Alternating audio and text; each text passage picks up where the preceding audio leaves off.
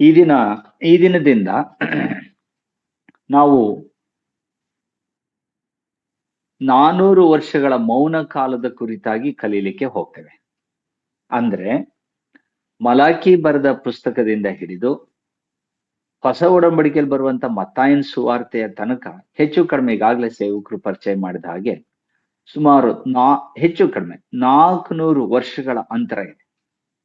ಈ ಅಂತರದಲ್ಲಿ ಏನ್ ಆಗಿದೆ, ಏನ್ ನಡೀತು, ಯಾರು ಅಧಿಕಾರಕ್ಕೆ ಬಂದ್ರು, ಯಾಕೆ ಅಧಿಕಾರಕ್ಕೆ ಬಂದ್ರು, ಅವ್ರು ಏನ್ ಮಾಡಿದ್ರು, ಇದೇನು ಕೂಡ ಸತ್ಯವೇದದಲ್ಲಿ ಉಲ್ಲೇಖ ಇಲ್ಲ. ಕೆಲವು ಕಡೆ ಕೆಲವೊಂದು ಸನ್ನೆ ಸೂಚನೆಗಳಿದೆ ವಿನಃ ಸಂಪೂರ್ಣವಾಗಿ ಅದರ ಸ್ಪಷ್ಟವಾಗಿ ನಾವು ಸತ್ಯವೇದ ಯಾವುದೇ ಭಾಗದಲ್ಲಿ ಓದೋದು.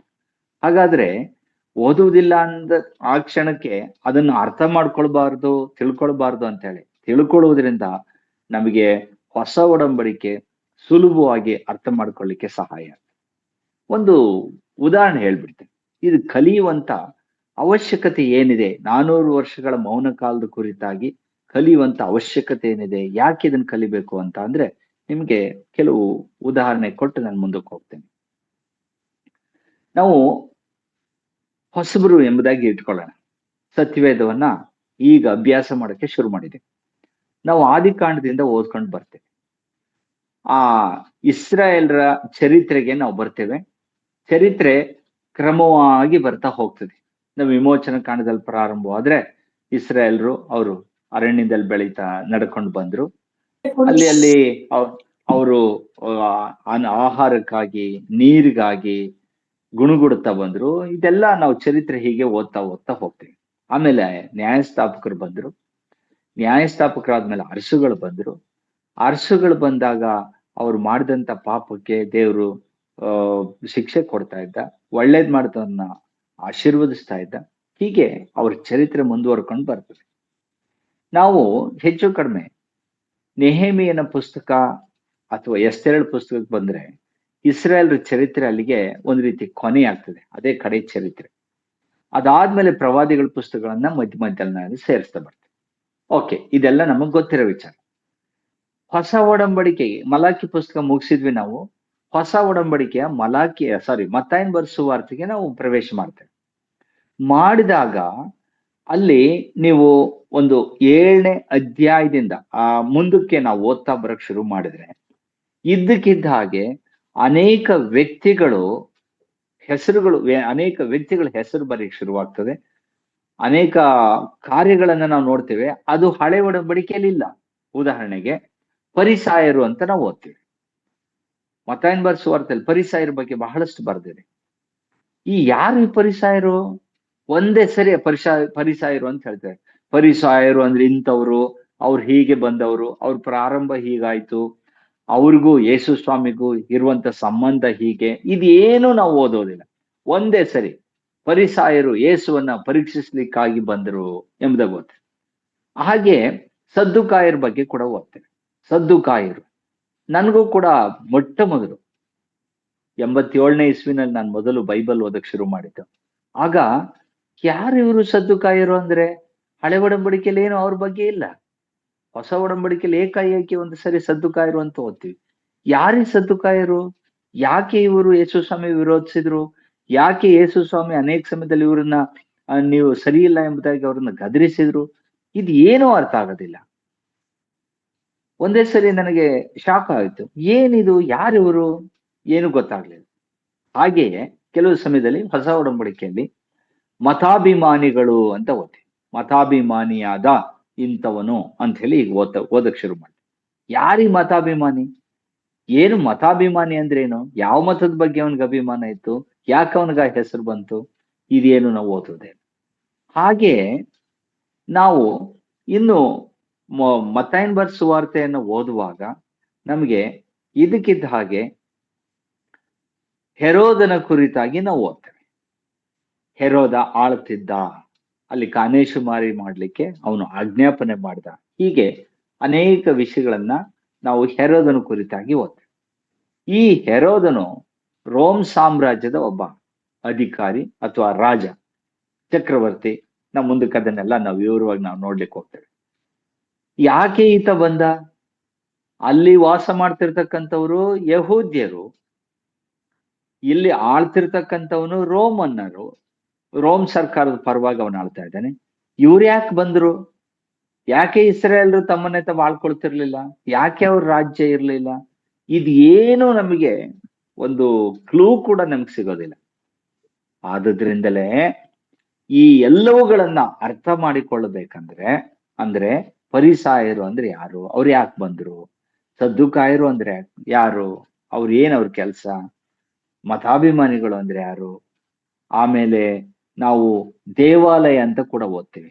ದೇವಾಲಯ, ನಾವು ಹಳೆ ಒಡಂಬಡಿಕೆಯಲ್ಲಿ ಓದುವ ದೇವಾಲಯವೇ ಬೇರೆ, ಸುವಾರ್ತೆಗಳಲ್ಲಿ ಓದುವಂತ ದೇವಾಲಯವೇ ಬೇರೆ. ನಾವು ಈ ದೇವಾಲಯ ಅಂದ ತಕ್ಷಣದಲ್ಲಿ ಸೊಲೊಮೋನ ಕಟ್ಟಿದ ದೇವಾಲಯ ಅಥವಾ ಜೆರುಬ್ಬಾಬೆಲ್ ಕಟ್ಟಿದಂತ ದೇವಾಲಯ ಎಂಬುದಾಗಿ ಅನೇಕರು ನಾವು ತಿಳ್ಕೊಳಕ್ ಶುರು ಮಾಡ್ತೇವೆ. ಅದೇ ನೀವು ಪ್ರಾರ್ಥನಾ ಮಂದಿರ, ಯಹೂದ್ಯರ ಸಭಾ ಮಂದಿರ ಅಂತ ಬರುತ್ತೆ.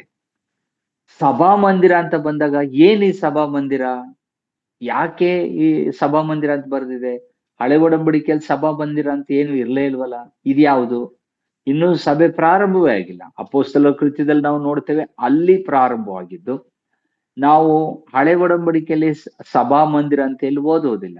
ಆದ್ರೆ ಹೇಗೆ ಇದಕ್ಕಿದ್ದ ಹಾಗೆ ಸಭಾ ಮಂದಿರ ಅಂತ ಬಂತು? ಯಾರಿದು? ಪ್ರಾರಂಭಿಸಿದವರು? ಹೇಗ್ ಬಂತು? ಅದು ಕೂಡ ನಾವು ಅರ್ಥ ಮಾಡ್ಕೊಳ್ಳೋಕೆ ಕಷ್ಟ ಆಗುತ್ತೆ. ಹಾಗಾಗಿ ಇಷ್ಟೆಲ್ಲ ನಾನು ಯಾಕೆ ನಿಮ್ಮ ಮುಂದೆ ಹೇಳ್ತಾ ಇದ್ದೇನೆ ಅಂದ್ರೆ, ಈ ಎಲ್ಲವುಗಳನ್ನ ನಾವು ಹೊಸ ಒಡಂಬಡಿಕೆಯಲ್ಲಿ ಓದುತ್ತೇವೆ.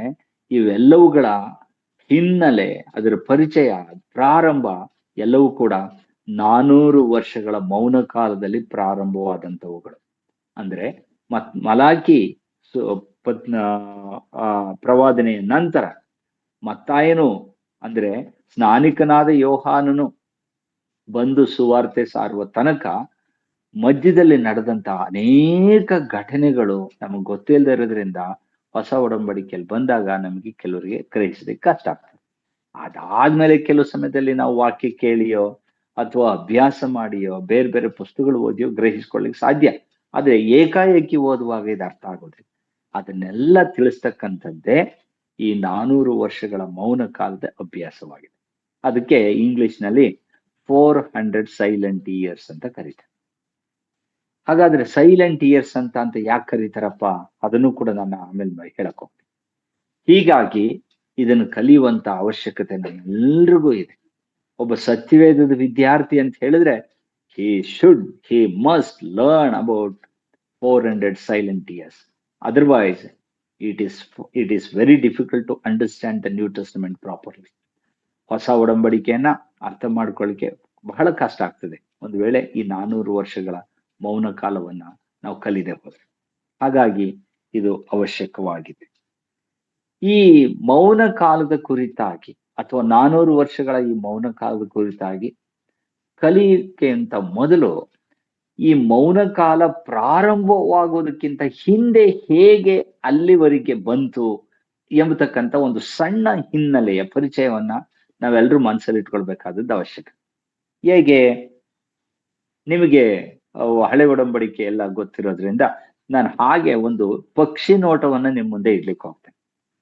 ಪಕ್ಷಿ ನೋಟ ಅಂದ್ರೆ ಏನ್ ನಡೀತು ಮಲಾಕಿಯ ಪುಸ್ತಕದ ತನಕ, ಮಲಾಕಿಯ ಪುಸ್ತಕ ಅಲ್ಲಿಯ ತನಕ ಏನ್ ನಡೀತು, ಹೇಗ್ ಬಂತು ಅಂತಕ್ಕಂಥ ಒಂದು ಪರಿಚಯ ನಮಗ್ ಬೇಕು. ನೀವೆಲ್ಲರೂ ಓದ್ತಿದ್ದೀರಿ, ಗೊತ್ತಿದೆ ನಿಮ್ಗೆ, ಆದ್ರೂ ನಿಮ್ಮ ನೆನಪಿಗೋಸ್ಕರವಾಗಿ ನಾನು ಹೇಳ್ತಾ ಇದ್ದೆ. ದೇವರು ಇಸ್ರಾಯೇಲ್ರೊಟ್ಟಿಗೆ ಮಾತಾಡ್ತಾ ಇದ್ದ, ನೇರವಾಗಿ ಅವರೊಟ್ಟಿಗೆ ಸಂಭಾಷಣೆ ಮಾಡ್ತಾ ಇದ್ದ. ಅವ್ರ ತಪ್ಪು ಒಪ್ಪುಗಳನ್ನೆಲ್ಲ ಹೇಳಲಿಕ್ಕೋಸ್ಕರವಾಗಿ ದೇವರು ತನ್ನ ಸೇವಕರನ್ನ ಆಗಾಗ್ಗೆ ಕಳಿಸುವುದನ್ನ ನಾವು ನೋಡ್ತೇವೆ. ಯಾರು ಪಾಪ ಮಾಡ್ತಿರ್ತಾರೋ, ಯಾರು ದೇವ್ರಿಗೆ ವಿರುದ್ಧವಾದಂತ ಕಾರ್ಯ ನಡೆಸ್ತಿರ್ತಾರೋ ಅವರನ್ನ ಖಂಡಿಸ್ಲಿಕ್ಕೋಸ್ಕರವಾಗಿ ದೇವರು ತನ್ನ ಸೇವಕರನ್ನ ಕಳಿಸ್ತಾ ಇದ್ದ. ಬಹುತೇಕ ಜನರು ದೇವ್ರ ಮಾತನ್ನು ಕೇಳಲಿಲ್ಲ, ಅವ್ರು ತಿರಸ್ಕರಿಸಿದ್ರು, ಅವ್ರು ಸ್ವ ಇಚ್ಛೆ ಪ್ರಕಾರವಾಗಿ ಮಾಡಿದ್ರು. ಅಥವಾ ಆ ಕಾಲದಲ್ಲಿದ್ದಂತ ಅನ್ಯ ಜನರು, ಅಕ್ಕಪಕ್ಕದಲ್ಲಿ ವಾಸ ಮಾಡ್ತಿರ್ತಕ್ಕಂಥ ದೇಶಗಳ ಅನ್ಯ ಜನರ ಮಾತು ಕೇಳಿ ಅವ್ರ ಪ್ರಭಾವಕ್ಕೊಳಗಾಗಿ ಅವರ ಹಾಗೆ ಇವರು ಕೂಡ ಅನೇಕ ಸಮಯದಲ್ಲಿ ವಿಗ್ರಹಾರಾಧನೆ ಮಾಡುವುದು, ಮಕ್ಕಳನ್ನ ಬಲಿ ಕೊಡುವುದು, ಕಂಡಲ್ಲೆಲ್ಲ ದಿಣ್ಣೆಗಳ ಮೇಲೆ, ಮರದ ಕೆಳಗಡೆ ಎಲ್ಲ ಯಜ್ಞವೇದಿಗಳನ್ನು ಕಟ್ಟಿ ಹೇಗೆ ಅನ್ಯರು ಅವರು ಆಹುತಿ ಕೊಡ್ತಿದ್ರು, ಹೇಗೆ ಅವರು ಪೂಜೆ ಮಾಡ್ತಾ ಇದ್ರು, ಹೇಗೆ ಅವರು ತಮ್ಮ ದೇವರಿಗೆ ಭಯಭಕ್ತಿ ತೋರಿಸ್ತಿದ್ರು, ಅದನ್ನೇ ಇಸ್ರೇಲ್ರು ಕೂಡ ಮಾಡ್ತಾ ಇದ್ದದನ್ನ ನಾವು ಓದ್ತೇವೆ. ಆದ್ರೆ ಅದರಲ್ಲಿ ಸ್ವಲ್ಪ ಮಂದಿ ಆದ್ರು ದೇವರ ವಾಕ್ಯವನ್ನು ಕೇಳಿ ದೇವ್ರ ವಾಕ್ಯಕ್ಕೆ ಭಯಪಟ್ಟು ದೇವ್ರ ವಾಕ್ಯ ಅನುಸಾರವಾಗಿ ನಡ್ಕೊಂಡಂತವ್ರು ಕೂಡ ಇದ್ದಾರೆ. ನಾವು ಅದನ್ನ ರೆಮನೆಂಟ್ ಅಂತ ಕರಿತೀವಿ. ಅಂದ್ರೆ ದೇವರಿಗೋಸ್ಕರವಾಗಿ ಮೀಸಲಾಗಿ ಉಳಿದಂತ ಜನರು ಎಲ್ಲಾ ಕಾಲದಲ್ಲೂ ಅವ್ರು ಇದ್ದೇ ಇರ್ತಾರೆ. ರೆಮನೆಂಟ್ ಅಂದ್ರೆ ದೇವ್ರಿಗೋಸ್ಕರ ಇರೋರು ಇದ್ದೇ ಇರ್ತಾರೆ. ಎಷ್ಟೇ ಪಾಪ ಮಾಡ್ತಕ್ಕಂಥವ್ರು ನಾವು ನೋಡಿದ್ರು ಸಹ ದೇವ್ರಿಗಾಗಿ ಬದುಕ್ತಕ್ಕಂಥವ್ರು, ಕರ್ತನಿಗಾಗಿರ್ತಕ್ಕಂಥವ್ರು ಎಲ್ಲಾ ಕಾಲದಲ್ಲೂ ಇದ್ದೇ ಇರ್ತಾರೆ. ಹಾಗೆ ಅಲ್ಲೂ ಕೂಡ ಇದ್ರು. ನೀವು ಒಂದು ಉದಾಹರಣೆ ಓದಿದ್ರೆ ದಯವಿಟ್ಟು ನನಗೆ ಸಹಾಯ ಮಾಡ್ರಿ. ಓದ್ತಕ್ಕಂಥವ್ರು ಯಾರು ಓದುವುದಾದ್ರೆ ನನಗೂ ಕೂಡ ಅನುಕೂಲ ಆಗ್ತದೆ ವಿವರಣೆ ಮಾಡ್ಲಿಕ್ಕೆ. ನಾನೇ ವಾಕ್ಯ ಓದಿ ನಾನೇ ವಿವರಣೆ ಮಾಡ್ತಕ್ಕಂಥ ಸ್ವಲ್ಪ ಈ ಬೈಬಲ್ ತೆಗಿಯಕ್ಕೆ ಸ್ವಲ್ಪ ಕಷ್ಟ ಆಗ್ತದೆ. ಓದ್ತಕ್ಕಂಥವ್ರು ಯಾರು ಬೇಕಾದ್ರೂ ಓದ್ಬೋದು. ನೀವು ಈ ದಿನದಿಂದ ನಾನು ಮಾಡುವಾಗೆಲ್ಲ ಹೀಗೆ ವಾಕ್ಯ ಓದುವುದಾದ್ರೆ ನಮಗೆ ತುಂಬಾ ಸಹಾಯವಾಗ್ತದೆ. ನಿಮ್ಮನ್ನ ಯಾರು ಕೇಳ್ಕೊಳ್ತೇನೆ, ದಯವಿಟ್ಟು ಯಾರಾದ್ರೂ ವಿಮೋಚನ ಕಾಂಡ ಪುಸ್ತಕ 33ನೇ ಅಧ್ಯಾಯ 1-4 ವಚನದವರೆಗೆ ಓದ್ರಿ. ವಿಮೋಚನ ಕಾಂಡ 33ನೇ ಅಧ್ಯಾಯ 1-4.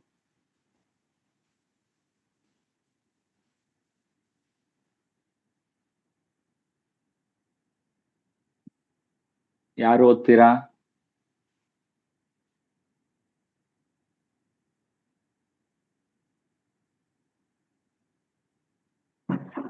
ಯಾರಾದ್ರೂ ಓದಿ. ಯೆಹೋವನು ಮೋಶೆಗೆ ಹೇಳಿದ್ದೇನೆಂದರೆ, ನೀನು ಐಗುಪ್ತ ದೇಶದಿಂದ ಕರೆತಂದ ಜನರನ್ನು ನಿನ್ನ ಸಂಗಡ ಕರ್ಕೊಂಡು ಈ ಸ್ಥಳವನ್ನು ಬಿಟ್ಟು ನಾನು ಅಬ್ರಾಮ್, ಇಸಾಕ್, ಯಾಕೋಬರಿಗೆ ನಿಮ್ಮ ಸಂತತಿ ಕೊಡುವೆನೆಂದು ಪ್ರಮಾಣ ಮಾಡಿಕೊಟ್ಟ ದೇಶಕ್ಕೆ ಹೊರಟು ಹೋಗು. ನಾನು ನಿನ್ನ ಮುಂದುಗಡೆಯಲ್ಲಿ ದೂತರನ್ನು ಕಳುಹಿಸಿ ಕಾನಾನ್ಯರನ್ನು, ಅಮೋರಿಯರನ್ನು, ಹಿತ್ತಿಯರನ್ನು, ಪೆರಿಜಿಯರನ್ನು, ಹಿವ್ವಿಯರನ್ನು, ಯೆಬೂಸ್ಯರನ್ನು ಹೊರಡಿಸುವೆನು. ಅದು ಹಾಲು ಜೇನು ಹರಿಯುವ ದೇಶವೇ. ಆದರೆ ನಾನೇ ನಿಮ್ಮ ಸಂಗಡ ಬರುವುದಿಲ್ಲ. ನೀವು ನನ್ನ ಆಜ್ಞೆಗೆ ಬೊಗ್ಗದವರಾದ್ದರಿಂದ ನಾನು ದಾರಿಯಲ್ಲಿ ನಿಮ್ಮನ್ನು ಸಂಹರಿಸೇನು ಅಂದನು. ಇಸ್ರಾಯೇಲ್ ಜನರು ಸಾಕ ಓಕೆ. ಅದು 33ನೇ ಅಧ್ಯಾಯ 1ರಿಂದ ನಾನು ಓಕೆ 4ನೇ ವಚನ ಕೂಡ. ಇಸ್ರಾಯೇಲ್ ಜನರಿಗೆ ದುಃಖಕರವಾದ ವಾಕ್ಯವನ್ನು ಕೇಳಿ ಮನಗುಂದಿದವರಾದರು. ಅವರಲ್ಲಿ ಒಬ್ಬರು ಆಭರಣಗಳನ್ನು ಧರಿಸಿಕೊಳ್ಳಲಿಲ್ಲ. ಈ 4ನೇ ವಚನದವರೆಗೆ ಓದ್ತಾ ಬರುವಾಗ ಬಹಳ ಚಂದವಾಗಿ ಓದಿದ್ರು ಸಹೋದರರು. ಓದ್ತಾ ಬರುವಾಗ ಅಲ್ಲಿ ಏನ್ ನೋಡ್ತೇವೆ ಅಂದ್ರೆ, ದೇವರು ಮೋಶೆಗೆ ಹೇಳಿದ್ದೇನೆಂದರೆ ಅಂತ ಹೇಳುವಾಗ ಮುಂದಕ್ಕೆ ನಾವು ಓದ್ತೀವಿ. 4ನೇ ವಚನದಲ್ಲಿ ಹೇಳ್ತದೆ, ಇಸ್ರಾಯೇಲ್ ಜನರು ಈ ದುಃಖಕರವಾದ ವಾಕ್ಯವನ್ನು ಕೇಳಿ ಮನಗುಂದಿದವರಾದರು ಅಂತ ಹೇಳ್ತದೆ. ಅಂದ್ರೆ ಏನು? ಅವ್ರು ಮಾಡ್ತಿದ್ದಂತ ಪಾಪದ ಕುರಿತಾಗಿ, ಅವರು ಆ ದುರಾಡಳಿತ ಕುರಿತಾಗಿ, ಅಸಹ್ಯತೆ ಕುರಿತಾಗಿ ಹೇಳಿದಾಗ ದೇವರ ವಾಕ್ಯಕ್ಕೆ ವಿಧೇಯರಾಗಿ ಅವರು ಅನೇಕರು ಪಶ್ಚಾತ್ತಾಪ ಪಟ್ರು. ದೇವ್ರ ವಾಕ್ಯಕ್ಕೆ ಅಯ್ಯೋ ಹೌದು ನಾವು ತಪ್ಪು ಮಾಡ್ತಾ ಇದ್ದೇವೆ, ನಾವು ಪಾಪ ಮಾಡ್ತಾ ಇದ್ದೇವೆ, ಇದು ದೇವ್ರಿಗೆ ಅಸಹ್ಯವಾಗ್ತು ಅಂತ ಹೇಳಿ ಅವ್ರಿಗೆ ಮನವರಿಕೆ ಆಯ್ತು. ಅದಕ್ಕೋಸ್ಕರವಾಗಿ ದೇವರು ತನ್ನ ಸೇವಕರನ್ನ ಕಳಿಸ್ತಾ ಇದ್ದ.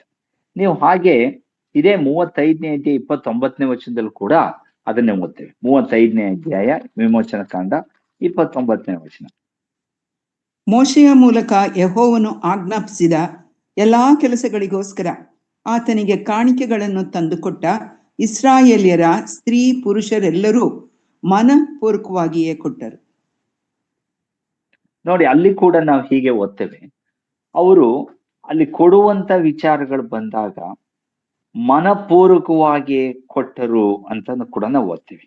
ಮನಪೂರ್ವಕವಾಗಿ ಅವ್ರು ಯಾರು ಕೂಡ ಬೇಸರದಿಂದಾಗಲಿ ಅಥವಾ ಒಂದು ಅರ್ಧಂಬರ್ಧ ಮನಸ್ಸಿನಿಂದಾಗ್ಲಿ ಕೊಡ್ಲಿಲ್ಲ. ಅಂದ್ರೆ ಏನ್ ನಾನು ಹೇಳಲಿಕ್ಕೆ ಇಷ್ಟಪಡ್ತಿದ್ದೀನಿ ಅಂದ್ರೆ, ಅವರೆಲ್ಲರೂ ಕೂಡ ದೇವರ ವಾಕ್ಯವನ್ನು ಕೇಳಿ ಆ ವಾಕ್ಯ ಏನ್ ಹೇಳ್ತಿದ್ರು, ಆ ಸೇವಕರು ಬಂದು ಏನ್ ಹೇಳ್ತಿದ್ರು ಅದಕ್ಕೆ ವಿಧೇಯರಾಗುವಂತ ಮನಸ್ಸು ಕೂಡ ಕೆಲವರಿತ್ತು.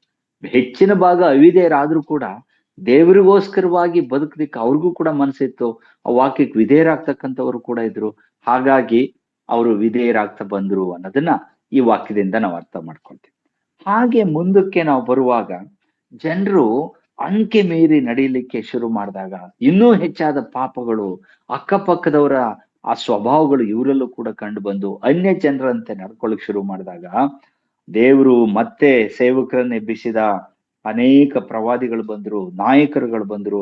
ಉದಾಹರಣೆಗೆ ಅಬ್ರಹಾಮ, ಮೋಶೆ, ಯಹೋಶುವ, ಅದಾದ ನಂತರದಲ್ಲಿ ನ್ಯಾಯಸ್ಥಾಪಕರು, ಸಮುವೇಲ, ದಾವೀದನು ಕೂಡ ಬಂದ. ಆಮೇಲೆ ನಾವು ನೋಡ್ತೀವಿ ನಾಥಾನನ್ ಎಂಬತಕ್ಕಂಥ ಪ್ರವಾದಿ ಬಂದ, ಯೆಶಾಯನು ಬಂದ, ಯೆರೆಮೀಯನು ಬಂದ, ಹಬಕ್ಕೂಕನು ಬಂದ, ಹೋಶೇಯ ಬಂದ. ಹೀಗೆ ಅನೇಕರನ್ನ ದೇವರು ಆಯಾ ಕಾಲಕ್ಕೆ ತಕ್ಕ ಹಾಗೆ ಜನರನ್ನ ಎಚ್ಚರಿಸುವುದಕ್ಕೂ ಅವರನ್ನ ಸರಿದಾರಿ ತರುವಂತದ ರೀತಿ ತರಲಿಕ್ಕೋಸ್ಕರವೋ, ಮತ್ತೆ ಅವರು ಅನ್ಯರ ಆ ಸ್ವಭಾವಗಳನ್ನ, ಅನ್ಯರ ಆ ಮಾರ್ಗಗಳನ್ನ ಅನುಸರಿಸಬಾರದು ಅಂತೇಳಿ ಆಗಾಗ್ಗೆ ಎಚ್ಚರಿಸುತ್ತಾ ಬಂದದ್ದನ್ನ ನಾವು ನೋಡ್ತೀವಿ. ಹೀಗೆ ಬರುವಾಗ ನಾವು ಸೊಲೊಮೋನನ ಆಡಳಿತಕ್ಕೆ ಬರುವಾಗ, ದಾವೀದಾಯ್ತು, ಸೊಲೊಮೋನ ಅವನ ಮಗನಾದಂತ ಸೊಲೊಮೋನನು ಅಧಿಕಾರಕ್ಕೆ ಬಂದ. ಈತನು ಅಧಿಕಾರಕ್ಕೆ ಬರುವ ತನಕ ಇಸ್ರಾಯೇಲ್ ದೇಶ ಮತ್ತೆ ಈಗ ಏನು ಯಹೂದ ಅಂತ ನಾವು ಕರೀತೇವೋ ಅವೆರಡು ಕೂಡ ಒಂದೇ ಆಗಿತ್ತು. ಅದನ್ನ ಐಕ್ಯ ರಾಜ್ಯ ಅಂತ ಕರಿತೀವಿ, ಯುನೈಟೆಡ್ ಕಿಂಗ್ಡಮ್ ಅಂತ ಕರಿತೀವಿ. ಆದ್ರೆ ಸೊಲೊಮೋನನು ಪ್ರಾರಂಭದಲ್ಲಿ ತುಂಬಾ ಉತ್ತಮವಾದಂತ ಆಡಳಿತ ಮಾಡಿದ. ಪ್ರಾರಂಭದಲ್ಲಿ ಅವನು ದೇವರು ದರ್ಶನ ಕೊಟ್ಟು ನಿನಗೆ ಏನು ಬೇಕು ಕೇಳ್ಕೊ ಅಂತ ಅಂದಾಗ ನಾವು ವಾಕ್ಯದಲ್ಲಿ ಓದ್ತೇವೆ, ಅವನು ಹಣಕ್ಕಾಗಲಿ, ವೈರಿಯ ಪ್ರಾಣಕ್ಕಾಗಲಿ, ಸಂಪತ್ಗಾಗ್ಲಿ, ಚಿನ್ನಕ್ಕಾಗ್ಲಿ ಯಾವುದನ್ನು ಬೇಡ್ಕೊಳ್ಳೋದಿಲ್ಲ. ಅವನು ಕೇಳ್ಕೊಳ್ಳೋದೇನಂದ್ರೆ, ದೇವ್ರೇ ಇಂಥ ಮಹಾ ಸಮೂಹವನ್ನ ಆಳಲಿಕ್ಕೆ ನನಗೆ ಜ್ಞಾನ ಕೊಡು, ಬುದ್ಧಿ ಕೊಡು, ನಾನು ತುಂಬಾ ಚಿಕ್ಕವನು, ನನ್ಗೆ ಅಷ್ಟು ಅನುಭವ ಇಲ್ಲ ಅಂತ ಕರ್ತನ ಮುಂದೆ ಅರಿಕೆ ಮಾಡೋದು ನಾವು ನೋಡ್ತೀವಿ. ಅದನ್ನು ಕೇಳಿ ದೇವ್ರು ಮೆಚ್ಚಿ ಅವನಿಗೆ ಜ್ಞಾನವನ್ನು ಜೊತೆಗೆ ಸಕಲ ಐಶ್ವರ್ಯವನ್ನು, ಶ್ರೀಮಂತಿಕೆಯನ್ನು, ಅಥವಾ ಒಂದೇ ಮಾತಲ್ಲಿ ಹೇಳ್ಬೇಕು ಅಂದ್ರೆ ಅಲ್ಲಿಯ ತನಕ ಅವನಷ್ಟು ಶ್ರೀಮಂತ ರಾಜ ಬಂದಿರಲಿಲ್ಲ, ಅವನಷ್ಟು ಐಶ್ವರ್ಯವಂತನೂ ಇರಲಿಲ್ಲ, ಅವನಷ್ಟು ಜ್ಞಾನಿಯೂ ಕೂಡ ಇರಲಿಲ್ಲ. ಅಂಥ ಮಟ್ಟಿಗೆ ದೇವರವನನ್ನು ಆಶೀರ್ವದಿಸಿ ಅವನನ್ನ ಬಹಳವಾಗಿ ಅಭಿವೃದ್ಧಿ ಮಾಡೋದನ್ನ ನಾವು ಓದ್ತೇವೆ. ಹೀಗಿರುವಾಗ ಅವನು ಪ್ರಾರಂಭದಲ್ಲಿ ಅವನು ಕೂಡ ದೇವರಿಗೆ ಮೆಚ್ಚುಗೆಯಾಗಿ ನಡ್ಕೊಂಡ. ಅವನಿಗೆ ದೇವರ ಆಲಯ ಕಟ್ಟಬೇಕೆಂಬತಕ್ಕಂಥ ಆಸೆ ಕೂಡ ಇತ್ತು. ಕರ್ತನ ಆ ದರ್ಶನದಿಂದಾಗಿ ಅವನು ಕೂಡ ದೇವರ ಆಲಯ ಕಟ್ಟಿದ. ಇದೆಲ್ಲವನ್ನ ನಾವು ನೋಡ್ತೀವಿ. ಇದು ಪ್ರಾರಂಭದ ಭಾಗದಲ್ಲಿ. ಅದಾದ ನಂತರದಲ್ಲಿ ನಿಧಾನವಾಗಿ ಅವನ ಮನಸ್ಸು ಅನೇಕರನ್ನ ವಿವಾಹ ಆಗ್ಲಿಕ್ಕೆ ಅವನ ಮನಸ್ಸು ತಿರುಗಿಕೊಳ್ತು. ನಾವು ಇದನ್ನು ಓದ್ತೇವೆ ಅರಸುಗಳ ಪುಸ್ತಕದಲ್ಲಿ. ಅವನು ಹೋದ ಕಡೆಯಲ್ಲೆಲ್ಲ ವಿವಾಹ ಆಗ್ಲಿಕ್ಕೆ ಶುರು ಮಾಡ. ಐಗುಪ್ತಕ್ಕೆ ಹೋದ, ಅಲ್ಲಿಯೂ ಕೂಡ ವಿವಾಹ ಆದ. ನಾವು ಅಮೋರಿಯರಿಗೆ ಹೋದ್ರೆ ಅಲ್ಲಿಯೂ ಅವರಿಂದಲೂ ಕೂಡ ಹೆಣ್ಣು ತೆಗೆದುಕೊಂಡ. ಆ ದಿನಗಳಲ್ಲಿದ್ದಂತ ಆ ಸುತ್ತಮುತ್ತಲ ಎಲ್ಲಾ ದೇಶದವರ ಜೊತೆಯಲ್ಲಿ ಇವನು ಸಂಪರ್ಕ ಇಟ್ಕೊಂಡಿದ್ದ. ಅದೆಲ್ಲರಿಂದಲೂ ಕೂಡ ಹೆಣ್ಣುಗಳನ್ನು ತಂದು ವಿವಾಹ ಆಗ್ಲಿಕ್ಕೆ ಶುರು ಮಾಡಿದ. ನಿಮಗ್ ಗೊತ್ತಿದೆ ಅವನಿಗೆ ಎಷ್ಟು ಜನ ಪತ್ನಿಯರಿದ್ರು ಅಂತ ಹೇಳಿ ವಾಕ್ಯದಲ್ಲಿ ಬರುತ್ತೆ. ಸುಮಾರು 1000 ಮಂದಿ ಅವನ ಪತ್ನಿಯರಿದ್ರು ಎಂಬುದಾಗಿ ಓದ್ತೀವಿ. ಹೀಗೆ ಆ ಪತ್ನಿಯರಿಂದಲೇ ಕಡೆ ಭಾಗದಲ್ಲಿ ಬರುವಾಗ ಅವನು ಭ್ರಷ್ಟನಾದ. ಅವರು ಅಲ್ಲಿಂದ ತಂದಂತ ವಿಗ್ರಹಗಳನ್ನ ಈ ಪವಿತ್ರವಾದ ಅರಮನೆಯಲ್ಲೇ ಇಟ್ಟುಕೊಂಡು ಅವರವ್ರ ಸ್ಥಳದಲ್ಲೇ ಪೂಜೆ ಮಾಡ್ಲಿಕ್ಕೆ ಶುರು ಮಾಡಿದ್ರು. ನಾವು ವಾಕ್ಯದಲ್ಲಿ ನೋಡ್ತೀವಿ, ಅವ್ರಿಗೋಸ್ಕರವಾಗಿ ಯಜ್ಞವೇದಿಗಳನ್ನು ಕಟ್ಟಿಸ್ಕೊಟ್ಟ ಸೊಲೊಮೋನನು. ಆ ಪತ್ನಿಯರನ್ನ ತೃಪ್ತಿಪಡಿಸ್ಲಿಕ್ಕಾಗಿ, ಅವ್ರನ್ನ ಸಮಾಧಾನ ಪಡಿಸ್ಲಿಕ್ಕಾಗಿ. ಹೀಗೆ ಯೆಹೋವ ದೇವರಿಗೆ ಮೀಸಲಾಗಿರ್ಬೇಕಾದಂತ ಇಸ್ರೇಲ್, ಯೆಹೋವ ದೇವರಿಗೆ ಆಶೀರ್ವಾದದಾಯಕವಾಗಿದ್ದಂತ ಆ ದೇವರಿಂದ ಆಶೀರ್ವಾದ ಹೊಂದಿದಂತ ಯೆರೂಸಲೇಮ್ ಅನೇಕ ವಿಗ್ರಹಗಳ ತವರೂರಾಗೋಯ್ತು. ಹೀಗೆ ಅವನು ಕಡೆಯದಾಗಿ ಬರ್ತಾ ಬರುವಾಗ ಅವನು ಪಾಪಕ್ಕೆ ಬಿದ್ದ. ಮೊದಲು ಅರ್ಧದಲ್ಲಿ ದೇವರಿಗಾಗಿ ಬದುಕಿದಂಥವನು ಕಡೆ ಅರ್ಧದಲ್ಲಿ ಅವನು ಅನ್ಯರಿಗಾಗಿ, ವಿಗ್ರಹಗಳಿಗಾಗಿ, ಸ್ವಾರ್ಥಕ್ಕಾಗಿ, ತನ್ನ ಆಸೆಗಳನ್ನ ತೀರಿಸಿಕೊಳ್ಳಿಕ್ಕೋಸ್ಕರ ಬದುಕೋದನ್ನ ನಾವು ನೋಡ್ತೇವೆ. ಬಹುಶಃ ನಿಮ್ಗೂ ಕೂಡ ಇದೆಲ್ಲ ಗೊತ್ತಿರೋದ್ರಿಂದ ನಾನು ಹೆಚ್ಚಿಗೆ ಹೇಳ್ತಾ ಹೋಗೋದಿಲ್ಲ. ಯಾಕೆ ಹೋದ ಕಡೆಯಲ್ಲೆಲ್ಲ ಇವನು ವಿವಾಹದ, ಮತ್ತೆ ಅವರು ಕೂಡ ಹೆಣ್ಣು ಕೊಡ್ತಾ ಇದ್ರು. ಯಾಕೆ ಅಂತ ಅಂದ್ರೆ, ನೀವು ಅವತ್ತಿನ ರಾಜಕೀಯ ಪರಿಸ್ಥಿತಿ ಹೇಗಿತ್ತು ಅಂತ ಅಂದ್ರೆ, ಯಾವ ರಾಜನ್ ತೆಗೆದುಕೊಂಡ್ರೆ ಅವತ್ತಿನ ಕಾಲದಲ್ಲಿ ತನ್ನ ಸಾಮ್ರಾಜ್ಯವನ್ನ ಸುಭದ್ರವಾಗಿ ಇಟ್ಕೊಳ್ಬೇಕು ಅಂತಕ್ಕಂಥದ್ದು ಪ್ರತಿ ರಾಜನ ಆಸೆ. ಈ ಸೊಲೊಮೋನನ್ ಬಗ್ಗೆ, ಅದಕ್ಕಿಂತಲೂ ಅವನ ತಂದೆ ಬಗ್ಗೆ, ದಾವೀದನ ಬಗ್ಗೆ ಇಡೀ ಸುತ್ತಮುತ್ತಲ ಎಲ್ಲಾ ದೇಶಗಳವರು ಕೇಳಿದ್ರು. ಮಹಾಬಲಿಷ್ಠಶಾಲಿ, ಅವನು ದೊಡ್ಡ ಪರಾಕ್ರಮಿಗಳನ್ನೆಲ್ಲ ಸೋಲಿಸಿದಂಥವನು, ಅವನ ಮುಂದೆ ಯಾರು ನಿಲ್ಲಿಕ್ಕಾಗೋದಿಲ್ಲ, ಯಾಕಂದ್ರೆ ಯೆಹೋವ ದೇವರ ಅನುಗ್ರಹ ಅವನ ಮೇಲಿದೆ ಅಂತ ಹೇಳಿ ಸುತ್ತಮುತ್ತಲ ಎಲ್ಲಾ ದೇಶಗಳವರು ಕೇಳಿದ್ರು. ಅದಾದ್ಮೇಲೆ ಅವನ ಮಗ, ಅವನಿಗಿಂತಲೂ ಬುದ್ಧಿವಂತ, ಮಹಾಜ್ಞಾನಿ, ಮಹಾ ತಿಳುವಳಿಕೆ, ಅವನಂತ ಜ್ಞಾನಿ ಯಾರು ಇಲ್ಲ, ಅವನ ಮುಂದೆ ನಾವು ನಿಲ್ಲಿಕ್ಕೆ ಆಗೋದಿಲ್ಲ ಎಂತಕ್ಕಂತ ವಿಚಾರ ಆ ಸುತ್ತಮುತ್ತಲ ಎಲ್ಲಾ ದೇಶದ, ಅವತ್ತಿನ ದೇಶಗಳ ರಾಜರಿಗೆಲ್ಲ ಗೊತ್ತಾಗ್ಬಿಟ್ಟಿತ್ತು. ಅವ್ರ ಮನಸ್ಸಲ್ಲಿ ಏನಿತ್ತು ಅಂದ್ರೆ, ಹೇಗಾದ್ರೂ ಮಾಡಿ ಸೊಲೊಮೋನನನ್ನ ನಾವು ಹತ್ತಿರದಲ್ಲಿ ಒಂದು ಸಂಬಂಧದಲ್ಲಿ ಇಟ್ಕೊಂಡ್ರೆ ಒಳ್ಳೆಯದು. ಸಂಬಂಧದಲ್ಲಿ ಇಟ್ಕೊಂಡ್ರೆ, ಹತ್ತಿರದ ಒಂದು ಸಂಬಂಧದಲ್ಲಿ ಇಟ್ಕೊಂಡ್ರೆ ಅವ್ನು ನಮ್ಮೇಲೆ ಯುದ್ಧಕ್ಕೆ ಬರೋದಿಲ್ಲ. ಒಂದ್ ವೇಳೆ ಅವ್ನು ಯುದ್ಧಕ್ಕೆ ಬಂದರೆ ಅವನ ಮುಂದೆ ನಾವು ನಿಲ್ಲಕ್ಕೂ ಆಗೋದಿಲ್ಲ. ಅವನಿಗೆ ಬಹಳ ಸೈನ್ಯ ಇದೆ, ರಥಗಳಿದೆ, ಗುರಾಣಿಗಳಿದೆ, ಕಾಲ್ದಳ ಇದೆ. ಅವನ ಮುಂದೆ ನಾವು ನಿಲ್ಲಕ್ಕಾಗೋದಿಲ್ಲ. ನಾವು ಕಪ್ಪ ಕಾಣಿಕೆ ಕೊಟ್ಟು ಅವನ ಮುಂದೆ ತಗ್ಗಿದವರಾಗ್ಬೇಕಾಗ್ತದೆ. ಅದ್ರ ಬದಲು ನಾಶನೂ ಆಗ್ಬೇಕಾಗ್ತದೆ. ಅದ್ರ ಬದಲು ನಾವು ಸಂಬಂಧ ಬೆಳೆಸಿದ್ರೆ ಉತ್ತಮ ಎಂತಕ್ಕಂಥ ಮನಸ್ಸು ಅವತ್ತಿನ ಸುತ್ತಮುತ್ತ ರಾಜರುಗಳಿಗೂ ಇತ್ತು. ಹಾಗಾಗಿಯೇ ಇವನ ಬಲಹೀನತೆ ಕೂಡ ಅದೇ, ಸ್ತ್ರೀಯರಲ್ಲಿ ಅನುರಕ್ತನಾಗಿದ್ದ. ಹಾಗಾಗಿ ಇವನ ಬಲಹೀನತೆಯನ್ನ ಅವತ್ತಿನ ರಾಜರುಗಳು ಕೂಡ ಉಪಯೋಗಿಸ್ತಾ ಬಂದ್ರು. ಹಾಗಾಗಿ ಐಗುಪ್ತಕ್ಕೆ ಹೋದಾಗ ಅವನ್ ಮಗಳ ಕೊಟ್ಟು ಮದುವೆ ಮಾಡ್ದ. ಇವನ್ ಅಳಿಯಾಗಿದ್ರೆ ನನ್ ಮೇಲೆ ಯುದ್ಧಕ್ಕೆ ಬರೋದಿಲ್ಲ, ಎಲ್ಲಿವರೆಗೆ ಇವನ್ ನನಗೆ ಸಂಬಂಧಿಕನಾಗಿ ಚೆನ್ನಾಗಿರ್ತಾನೋ ಅಲ್ಲಿ ತನಕ ನನ್ನ ದೇಶ ಸುಭದ್ರವಾಗಿರ್ತದೆ ಎಂಬತಕ್ಕಂಥ ಭಾವನೆ ಅವರಿಗೂ ಇತ್ತು. ಹಾಗೆ ಸುತ್ತಮುತ್ತಲದವರೆಲ್ಲರೂ ಕೂಡ ಸೊಲೊಮೋನನಿಗೆ ತಮ್ಮ ಮಕ್ಕಳನ್ನ ಕೊಡ್ಲಿಕ್ಕೆ ಅವ್ರಿಗೂ ಕೂಡ ಕಾತರ ಇತ್ತು. ಸೊಲೊಮೋನನಿಗೆ ವಿವಾಹ ಆಗ್ಲಿಕ್ಕೆ ಇವನಿಗೂ ಕೂಡ ಕಾತರ, ಆತರ, ಸಂತೋಷ ಇತ್ತು. ಹೀಗಾಗಿ ಅನೇಕ ವಿವಾಹಗಳನ್ನ ಆದದ್ರಿಂದ ನೀವು ನೋಡಿ, ಅರಸುಗಳ ಪುಸ್ತಕ ಸೊಲೊಮೋನನ ಕಾಲದಲ್ಲಿ ನೀವು ಸತ್ಯವೇದದಲ್ಲಿ ಓದ್ತಾ ಬಂದ್ರೆ ಒಂದು ಯುದ್ಧ ಕೂಡ ಆತನ ಮಾಡ್ಲಿಲ್ಲ. There was no war at all. ಯಾಕಂದ್ರೆ ದಾವೀದನ ಕಾಲದಲ್ಲಿ ಇಡೀ ಇಸ್ರಾಯೇಲ್ರ ವಿರುದ್ಧವಾಗಿದ್ದಂಥವ್ರೆಲ್ಲರನ್ನ ಅವನು ಸೋಲಿಸ್ಬಿಟ್ಟಿದ್ದ. ಯಾರು ಇವಾಗ ವಿರೋಧಿಗಳಿಲ್ಲ, ಎಲ್ಲ ಸಂಬಂಧಿಕರು. ಈ ಕಡೆ ಹೋದ್ರು ಅಳಿಯೇನೆ, ಆ ಕಡೆ ಹೋದ್ರು ಅಳಿಯೇನೆ, ಎಲ್ಲ ಕಡೆ ಅಳಿಯ ಸಂಬಂಧ, ಮಾವ ಅಳಿಯ ಸಂಬಂಧ ಇದ್ದಿದ್ರಿಂದ ಯಾರ ಮೇಲೆ ಇವನು ಯುದ್ಧಕ್ಕೆ ಹೋಗ್ಲಿಲ್ಲ, ಅವರು ಇವನ್ ಮೇಲೆ ಯುದ್ಧಕ್ಕೆ ಬರ್ಲಿಲ್ಲ. ಹೀಗೆ ಬರ್ತಾ ಬರ್ತಾ ಬರುವಾಗ ಅವನು ಯಾವಾಗ ಅರ್ಧ ಹೃದಯ ದೇವರಿಗಾಗಿ ಪ್ರಾರಂಭದಲ್ಲಿ, ಇನ್ನು ಅರ್ಧ ಹೃದಯ ತನ್ನ ಪತ್ನಿಯರಿಗೆ ಮತ್ತು ವಿಗ್ರಹಗಳಿಗೆ ಈ ಕಡೆಗೆ ಇತ್ತೋ, ದೇವರು ಕೂಡ ದೇಶವನ್ನು ಕೂಡ 2 ಭಾಗ ಮಾಡಿ ಅರ್ಧಂಬರ್ಧ ಮಾಡಿದ. 10 ಕುಲ ಪ್ರತ್ಯೇಕವಾದ್ರು, ಇಸ್ರೇಲ್ ದೇಶ ಎಂಬ ಕರೆಯಲ್ಪಡ್ತು. ಅವರು ಸಮಾರ್ಯವನ್ನು ರಾಜಧಾನಿ ಮಾಡ್ಕೊಂಡ್ರು. ಇನ್ನ 2 ಕುಲ ದಕ್ಷಿಣದಲ್ಲಿ ಉಳ್ಕೊಂಡ್ರು. ಅವರು ಯಹೂದ್ಯರು ಅಂತ ಕರ್ಕೊಳಕ್ ಶುರು ಮಾಡಿದ್ರು. ಅವರು ಯೆರೂಸಲೇಮನ್ನ ರಾಜಧಾನಿ ಮಾಡ್ಕೊಂಡ್ರು. ಹೀಗೆ ರೆಹಬ್ಬಾಮ ಅಂದ್ರೆ ಸೊಲೊಮೋನನ ಮಗನಾದಂತ ರೆಹಬ್ಬಾಮನ ಆಡಳಿತದಲ್ಲಿ ದೇಶ 2 ಭಾಗ ಆಯ್ತು. ಅದೆಲ್ಲ ನಿಮಗ್ ಗೊತ್ತಿದೆ. ಹೀಗೆ ಬರ್ತಾ ಬರ್ತಾ ಬರ್ತಾ ಬರ್ತಾ ಬರುವಾಗ ರಾಜನೇ ಮುಂದಾಗಿ ವಿಗ್ರಹಾರಾಧನೆ ಮಾಡೋದಕ್ಕೆ ಮುಂದಾದ್ರಿಂದ ಸೊಲೊಮೋನನು ಜನರಿಗೆ ತಪ್ಪು ಇದು ನೀವು ಮಾಡ್ತಿರೋದು ಅಂತ ಹೇಳುವಂತ ಮಾತೆ ಅವನಲ್ಲಿ ಇರ್ಲಿಲ್ಲ. ಯಾರು ಕೂಡ ಅವನ ಮಾತು ಕೇಳೋದಿಲ್ಲ. ಯಾಕಂದ್ರೆ ರಾಜನೇ ಮುಂದಾಗಿ ವಿಗ್ರಹಾರಾಧನೆ ಮಾಡುವಾಗ ಇನ್ನ ಪ್ರಜೆಗಳು ಮಾಡೋದ್ರಲ್ಲಿ ಯಾವ ದೊಡ್ಡ ವಿಷಯ? ನಮ್ ರಾಜ ಮಾಡ್ತಿದ್ದಾನೆ ಅಂದ್ರೆ ನಾನು ಮಾಡ್ತಕ್ಕಂಥದ್ದು ಸಹಜ. ಪ್ರಜೆಗಳು ಅವನ ಮಾತನ್ನ ಒಂದು ವೇಳೆ ಅವನಿಗೆ ವಿಧೇಯರಾಗಿ ನಡ್ಕೊಳ್ತಿದ್ರೆ ಅಂತ ಕನ್ನೋ ಪರಿಸ್ಥಿತಿ ಬಂದಾಯ್ತು.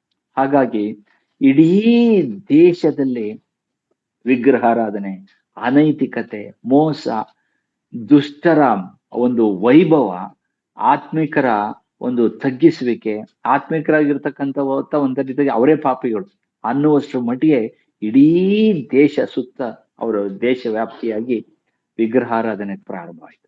ಇನ್ನು ಉತ್ತರದಲ್ಲಿ ನಾವು ನೋಡಿದ್ರೆ ನಿಮಗೆ ಗೊತ್ತಿದೆ, ಯಾರೊಬ್ಬಾಮ ಅಧಿಕಾರಕ್ಕೆ ಬರ್ತಾನೆ, ಅವನಂತೂ ಇಡೀ ಇಸ್ರಾಯೇಲ್ರನ್ನ ಪಾಪಕ್ಕೆ ಪ್ರೇರಿಸಿದಂತ ಬಹಳ ಕೆಟ್ಟ ವ್ಯಕ್ತಿ. ಅವನು ಬಸವನ ಮೂರ್ತಿಯನ್ನೇ ಮಾಡ್ಬಿಟ್ಟ. ಬೇತೇಲ್ನಲ್ಲಿ ಒಂದು ತೆಗೆದುಕೊಂಡು ಹೋಗಿಟ್ಟ, ದಾನ್ನಲ್ಲಿ ಒಂದು ತೆಗೆದುಕೊಂಡು ಹೋಗಿಟ್ಟ. ಇವೇ ನಿಮ್ಮನ್ನ ಐಗುಪ್ತ ದೇಶದಿಂದ ಬಿಡಿಸಿ ಕರ್ಕೊಂಡು ಬಂದಂತ ದೇವರು, ಇದಕ್ಕೆ ನೀವು ಆರಾಧನೆ ಮಾಡಿ ಅಂತ ಹೇಳಿ ಇಡೀ ಇಸ್ರಾಯೇಲ್ರನ್ನ ಪಾಪಕ್ಕೆ ಪ್ರೇರೇಪಿಸಿದ ಎಂಬುದಾಗಿ ದೇವ್ರ ವಾಕ್ಯದಲ್ಲಿ ಓದ್ತೇವೆ. ಹೀಗೆ ಬರ್ತಾ ಬರ್ತಾ ಬರ್ತಾ ಅವರೆಲ್ಲರೂ ಪಾಪಿಗಳಾದದ್ರಿಂದ, ದೇವ್ರಿಗೆ ವಿರೋಧವಾದದ್ರಿಂದ ತನ್ನ ಸೇವಕನಾದಂತ ಯೆರೆಮೀಯನ ಮೂಲಕವಾಗಿ ದೇವರು ಮತ್ತೆ ಎಚ್ಚರಿಸಲಿಕ್ಕೆ ಶುರು ಮಾಡಿದ. ನೋಡ್ರಿ, ನೀವು ಹೀಗೆ ಮುಂದುವರಿಯುತ್ತಾ ಹೋದ್ರೆ ನಿಮ್ಮನ್ನ ಬಹಳ ಶಿಕ್ಷೆಗೆ ನಾನು ಗುರಿ ಮಾಡ್ತೇನೆ. ನಿಮ್ಮನ್ನ ಅನ್ಯ ದೇಶದ ಅರಸನು ಬಂದು ನಿಮ್ಮನ್ನ ತೆಗೆದುಕೊಂಡು ಹೋಗಿ ನಿಮ್ಮನ್ನ ಗುಲಾಮರಾಗಿ ಮಾಡ್ಕೊಳ್ತೇನೆ, ನಿಮ್ಮನ್ನ ಆಳುಗಳಾಗಿ ಮಾಡ್ಕೊಳ್ತೇನೆ ಎಂಬುದಾಗಿ ಅನೇಕ ಸಮಯ ಎಚ್ಚರಿಸುತ್ತಾ ಬಂದ್ರು ಕೂಡ ಜನರು ಅವ್ರ ಮಾತು ಕೇಳಲೇ ಇಲ್ಲ. ಒಂದು ವಾಕ್ಯವನ್ನ ನೀವು ಓದ್ರಿ, ಎಷ್ಟರ ಮಟ್ಟಿಗೆ ಅವತ್ತ ಹೀಗಾಗ್ತದೆ ಅನ್ನೋದನ್ನ ಒಂದು ವಾಕ್ಯದಲ್ಲಿ ಓದಿ ಬಹುಶಃ ನಾವು ಒಂದು ಮುಕ್ತಾಯ ಹಂತಕ್ಕೆ ನಾವು ಬರೋಣ. ಆಮೇಲೆ ಹಾಗೆ ನಾವು ಮುಂದುವರ್ಸ ಆ ವಾಕ್ಯ ಓದೋಣ. 2 ಪೂರ್ವಕಾಲ ವೃತ್ತಾಂತ 36ನೇ ಅಧ್ಯಾಯ 22ನೇ ವಚನ ಓದಿ. 2 ಪೂರ್ವಕಾಲ ವೃತ್ತಾಂತ 36:22. ಪಾರಸಿಯ ಅರಸನಾದ ಕೋರೆಷನ ಮೊದಲನೆಯ ವರ್ಷದಲ್ಲಿ ಯೆಹೋವನು ತಾನು ಯೆರೆಮೀಯನ ಮುಖಾಂತರ ಹೇಳಿಸಿದ ವಾಕ್ಯವನ್ನು ನೆರವೇರಿಸುವುದಕ್ಕಾಗಿ ಆ ಪಾರಸಿಯ ರಾಜನಾದ ಕೋರೆಷನ ಮನಸ್ಸನ್ನು ಪ್ರೇರಿಸಿದ್ದರಿಂದ ಅವನು ತನ್ನ ರಾಜ್ಯದಲ್ಲೆಲ್ಲ ಡಂಗುರದಿಂದಲೂ ಪತ್ರಗಳಿಂದಲೂ ಪಾರಸಿಯ ರಾಜನಾದ ಕೋರೆಷನೆಂಬ ನನ್ನ ಮಾತನ್ನು ಕೇಳಿರಿ. 36ನೇ ಅಧ್ಯಾಯ 11ರಿಂದ ಕ್ಷಮಿಸಿ, 36:11. ಚಿದ್ಕೀಯನು ಅರಸನಾದಾಗ 21 ವರ್ಷದವನಾಗಿದ್ದನು. ಅವನು ಯೆರೂಸಲೇಮಿನಲ್ಲಿ 11 ವರ್ಷ ಆಳಿದನು. ಅವನು ತನ್ನ ದೇವರಾದ ಯೆಹೋವನ ಚಿತ್ತಕ್ಕೆ ವಿರುದ್ಧವಾಗಿ ನಡೆದು ಯೆಹೋವನ ಮಾತುಗಳನ್ನು ತನಗೆ ತಿಳಿಸುತ್ತಿದ್ದ ಪ್ರವಾದಿಯಾದ ಯೆರೆಮೀಯನ ಮುಂದೆ ತನ್ನನ್ನು ತಗ್ಗಿಸಿಕೊಳ್ಳಲಿಲ್ಲ. ಇದಲ್ಲದೆ ನೆಬೂಕದ್ನೆಚ್ಚರನಿಗೆ ಒಳಗಾಗುತ್ತೇನೆಂದು ದೇವರ ಮೇಲೆ ಆಣೆ ಇಟ್ಟು ಪ್ರಮಾಣ ಮಾಡಿದ್ದರೂ ಅವನಿಗೆ ವಿರುದ್ಧವಾಗಿ ತಿರುಗಿ ಬಿದ್ದು ಇಸ್ರಾಯೇಲ್ ದೇವರಾದ ಯೆಹೋವನ ಕಡೆಗೆ ತಿರುಗಿಕೊಳ್ಳಲೊಲ್ಲದೆ ಹಠ ಹಿಡಿದು ಮನಸ್ಸನ್ನು ಕಠಿಣ ಮಾಡಿಕೊಂಡನು. ಸಾಕು. ನಾವು ವಾಕ್ಯದಲ್ಲಿ ನೋಡ್ತೀವಿ, ನೋಡಿ ಎಷ್ಟರ ಮಟ್ಟಿಗೆ ಇವ್ರು ಬಂದ್ರು ಅಂದ್ರೆ ದೇವರ ಮೇಲೆ ಪ್ರಮಾಣ ಮಾಡಿ ಹೇಳಿದ ಅಂತೆ ವಾಕ್ಯದಲ್ಲಿ ಓದ್ತೀವಿ. ಹೌದು, ನಾನು ನೀನ್ ಹೇಳ್ದಾಗಿ ಕೇಳ್ತೀನಿ, ಯೆಹೋವ ದೇವ್ರು ಏನ್ ನಿಮ್ಮ ಮೂಲಕ ಆಜ್ಞಾಪನೆ ಮಾಡಿದ ಹಾಗೆ ನಾನು ಕೇಳ್ತೀನಿ ಎಂಬುದಾಗಿ ಪ್ರಮಾಣ ಮಾಡಿದ್ರು ಕೂಡ ಹಠ ಮಾಡಿಕೊಂಡು ರೇಗಿಸ್ಲಿಕ್ಕೋಸ್ಕರವಾಗಿ ಆತನು ಮನಸ್ಸನ್ನ ಕಠಿಣ ಮಾಡಿಕೊಂಡು ದೇವ್ರ ವಿರುದ್ಧ ತಿರುಗಿ ಬಿದ್ದ ಅಂತ. ರಾಜನೇ ಹೀಗೆ ಮಾಡುವುದಾದ್ರೆ ಇನ್ನು ಪ್ರಜೆಗಳು ಎಲ್ಲಿ ಅವ್ರ ಮಾತು ಕೇಳ್ತಾರೆ? ಇನ್ನು ಪ್ರಜೆಗಳು ಹೇಗೆ ಅವರು ಭಯಭಕ್ತಿಯಿಂದ ನಡ್ಕೊಳ್ತಾರೆ? ಇಂತಹ ಒಂದು ಹೀನಾಯವಾದ ಸ್ಥಿತಿಗೆ ಇಸ್ರಾಯೇಲ್ರು ಬಂದು ತಲುಪಿದ್ರು. ಅದಕ್ಕೋಸ್ಕರವಾಗಿ ದೇವರು ಅವರನ್ನ 70 ವರ್ಷಗಳ ಕಾಲ ಬಾಬೆಲ್ ದೇಶಕ್ಕೆ ಸೆರೆ ಕಳಿಸ್ಲಿಕ್ಕೆ, ಅವರನ್ನ ಗುಲಾಮರಾಗಿ ಅವ್ರ ಹಿಂದೆ ಎಂದು ಕಂಡರಿಯದಂತ ಸಂಕಟ, ವೇದನೆ, ನೋವಿಗೆ ಅವರನ್ನ ತಳ್ಳಿದ. ದೇವ್ರ ವಾಕ್ಯದಲ್ಲಿ ನೋಡ್ತೀವಿ, ನೆಬೂಕದ್ನೆಚ್ಚರನು ಬಂದ ಬಾಬೆಲ್ ದೇಶದಿಂದ ಇಡೀ ಯೆರೂಸಲೇಮನ್ನ ಸರ್ವನಾಶ ಮಾಡಿದ, ದೇವಾಲಯವನ್ನು ಕೆಡವಿದ, ಪೌಳಿಗೋಡೆಯನ್ನು ಕೆಡವಿದ. ವಾಕ್ಯದಲ್ಲಿ ಓದ್ತೇವೆ ಬೆಂಕಿ ಹಾಕಿ ಸುಟ್ರು ಎಂಬುದಾಗಿ ಓದ್ತೀವಿ. ಅಷ್ಟು ಕ್ರೂರವಾಗಿ ನಡ್ಕೊಂಡ ಆತನು. ಈ ಚರಿತ್ರೆ ನಮ್ಮ ಸತ್ಯವೇದದಲ್ಲಿ ಹಾಗೆ ಓದುವುದಿಲ್ಲ. ಚರಿತ್ರೆ ಹಿಸ್ಟ್ರಿ ಹೇಳ್ತದೆ, ವರ್ಲ್ಡ್ ಹಿಸ್ಟ್ರಿ ಹೇಳ್ತದೆ, ಅವತ್ತಿನ ಕಾಲದಲ್ಲಿ ಅನೇಕ ಗರ್ಭಿಣಿ ಸ್ತ್ರೀಯರಿದ್ರು, ಮಕ್ಕಳನ್ನ ಆಗತಾನೆ ಹೆತ್ತಂತ ಅನೇಕ ಬಾಣಂತಿಯರಿದ್ರು. ಅನೇಕ ಗರ್ಭಿಣಿ ಸ್ತ್ರೀಯರನ್ನ ಒಟ್ಟಾಗಿ ಸೇರಿಸಿ ಅವ್ರ ಮೇಲೆ ಸೈನಿಕರು ಕುದುರೆ ಮೇಲೆ ಕೂತ್ಕೊಂಡು ಅವ್ರ ಮೇಲೆ ಅನೇಕ ಸಾರಿ ಕುದುರೆಗಳನ್ನ ಚಲಾಯಿಸಿದ್ರು ಅಂತಲ್ಲಿ ಬರೀತದೆ. Many times, not once or twice, many times they ride the horses upon the pregnant womens. ಅವತ್ತಿನ ಕಾಲದಲ್ಲಿ ಮಕ್ಕಳನ್ನ ಜೀವ ಸಹಿತವಾಗಿ ಕುತ್ತಿಗೆ ಕಡಿದು ಸಾಯಿಸಿದ್ರು. ವಿಚಿತ್ರವಾಗಿ ರಕ್ತಾಪಾರಾಧವಾಯಿತು. ಇಷ್ಟು ಕ್ರೂರವಾಗಿ ನೆಬೂಕದ್ನೆಚ್ಚರನು ತನ್ನ ಆ ಆಕ್ರೋಶವನ್ನ ತೋರಿಸಿದ. ಇದೆಲ್ಲ ಯೆರೆಮೀಯನು ಹೇಳಿದ ಹಾಗೆಯೇ ಅವರ ಪಾಪಕ್ಕೆ ಶಿಕ್ಷೆ ಆಗಿತ್ತು. ಹೀಗೆ ಅವರು ಇಸ್ರಾಯೇಲ್ ದೇಶದಿಂದ ಬಾಬೆಲ್ ದೇಶಕ್ಕೆ ಸರಿಯಾಗಿ ಹೋಗೋದನ್ನು ಓದ್ತೀವಿ. ಇಲ್ಲಿ ಬಾಬೆಲ್ ದೇಶಕ್ಕೆ ಸರಿಯಾಗಿ ಹೋದಾಗ ಅವರು ವಿಗ್ರಹಾರಾಧನೆಗೆ ಎಷ್ಟು ತವಕ ಪಡ್ತಿದ್ರೋ ಹಾಗೆ ಅವರನ್ನ ವಿಗ್ರಹಾರಾಧನೆ ಮಾಡುವಂತ ದೇಶಕ್ಕೆ ಒಪ್ಪಿಸ್ಬಿಟ್ಟ. ಅಲ್ಲಿ ಯಾವ ಪ್ರವಾದಿ ಕೂಡ ಇಲ್ಲ, ಅಲ್ಲಿ ಯಾರು ನೀವು ಮಾಡಬೇಡಿ ಅಂತ ಹೇಳಿ. ಅಲ್ಲಿ ಯೆಶಾಯ ಇಲ್ಲ, ಅಲ್ಲಿ ಯೆರೆಮೀಯ ಇಲ್ಲ, ಅಲ್ಲಿ ಹಬಕ್ಕೂಕ ಇಲ್ಲ, ಅಲ್ಲಿ ಚೆಫನ್ಯ ಇಲ್ಲ. ಅವ್ರು ಎಷ್ಟು ಮನಸಾರೆ ವಿಗ್ರಹಾರಾಧನೆ ಮಾಡ್ಬೋದು ಅಷ್ಟು ಕೂಡ ಮಾಡುವಷ್ಟು ಮಟ್ಟಿಗೆ ದೇವರವರನ್ನ ಕೈ ಬಿಟ್ಬಿಟ್ಟು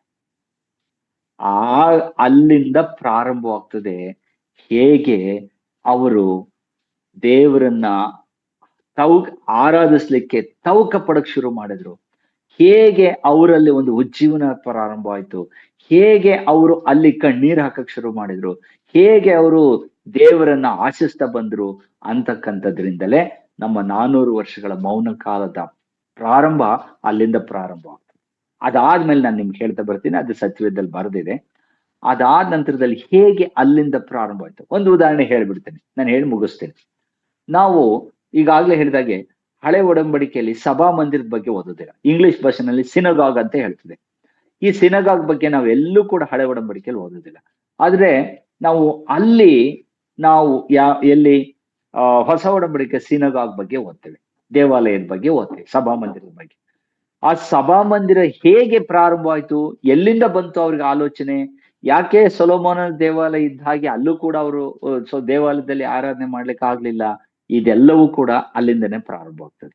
ಬಹುಶಃ ಮುಂದಿನ ಒಂದು ನನ್ನ ತರಗತಿಯಲ್ಲಿ ಅಲ್ಲಿಂದನೇ ನಾವು ಪ್ರಾರಂಭ ಮಾಡೋಣ. ಸಭಾ ಮಂದಿರ ಅಥವಾ ಸಿನಗಾಗ್ ಹೇಗೆ ಪ್ರಾರಂಭ ಆಯ್ತು, ಯಾಕೆ ಪ್ರಾರಂಭ ಆಯ್ತು, ಪ್ರಾರಂಭ ಮಾಡಿದವ್ರು ಯಾರು, ಏನಕ್ಕೋಸ್ಕರ ಉಪಯೋಗಿಸ್ತೀವಿ, ಈ ಪದ ಹೇಗೆ ಬಂತು, ಇದೆಲ್ಲವುಗಳ ಪ್ರಾರಂಭ ಅಲ್ಲಿಂದನೇ ಆಗ್ತದೆ. ಅದಾದ ನಂತರದಲ್ಲಿ ನಾವು ಸದ್ದುಕಾಯರು ಅಂದ್ರೆ ಯಾರು, ಫರಿಸಾಯರು ಅಂದ್ರೆ ಯಾರು, ಮತಾಭಿಮಾನಿಗಳು ಅಂದ್ರೆ ಯಾರು, ಯಾಕೆ ಇವ್ರಿಗೆ ಯೇಸು ಸ್ವಾಮಿಯನ್ನು ವಿರೋಧಿಸ್ತಾ ಇದ್ರು, ಅವತ್ತಿನ ಕಾಲದಲ್ಲಿ ಹೇಗೆ ರಾಜಕೀಯ ಆಡಳಿತಗಳು ಅಧಿಕಾರಕ್ಕೆ ಬಂದವು, ರೋಮನ್ರು ಯಾಕೆ ಬಂದ್ರು, ಯಾಕೆ ರೋಮನ್ನರೇ ಬರ್ಬೇಕಾಗಿತ್ತು, ಬೇರೆ ಬ್ರಿಟಿಷರು ಬರ್ಬೋದಾಗಿತ್ತಲ್ಲ ಆ ಸಮಯದಲ್ಲಿ, ಅಥವಾ ಇನ್ನೊಬ್ರು ಬರ್ಬೋದಾಗಿತ್ತಲ್ಲ, ಇದೆಲ್ಲವನ್ನ ನಾವು ಮುಂದಿನ ತರಗತಿಯಲ್ಲಿ ಕಲೀಲಿಕ್ಕೆ ಹೋಗೋಣ. Thank you. ದೇವರು ನಿಮ್ಮನ್ನು ಆಶೀರ್ವದಿಸಲಿ.